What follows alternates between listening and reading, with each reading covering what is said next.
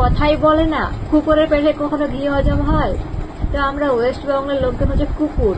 এতদিন আমরা শুকিয়েছিলাম, আমাদের পেটে ঘিটা হজম হচ্ছিল না, ঠিক আছে? তো কুকুরের পেটে কখনো ঘি হয় না, সেরকম আমরা হচ্ছে কুকুর। আমরা শুকিয়েছিলাম, আমাদের সুখটা সহ্য হচ্ছিল না, তাই আমরা এখন দুঃখটাকে আনলাম ডেকে। ভালো হয়েছে। তো এখনো আমাদের ইউপি বিহারের মতো, মণিপুরের মতো এখন আমাদের ওয়েস্ট বেঙ্গলের অবস্থা হবে। বাড়ি বাড়ি বুলডোজার চলবে, রাস্তাঘাটে মেয়েদের সঙ্গে ড্যাশ করা হবে।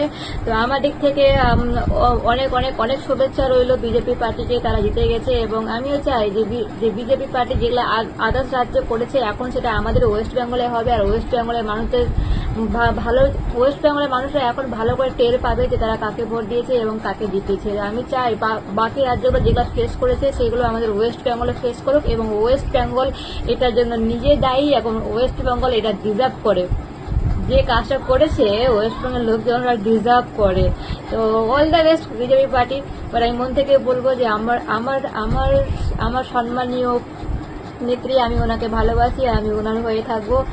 তো আমার কোনো যায় আসে না, বাট আমাকে হ্যাঁ যে আমি ওনাকে খুব ভালোবাসি আর আমার ওনার কিন্তু খারাপ লাগছে। আমি তো আর নুন খেয়ে নুন হারামি করি না। আমি মমতা ব্যানার্জি নুন খেয়েছি আর আমি সেটা নুন হারামি করবো না। তো I love you Mamata Banerjee always.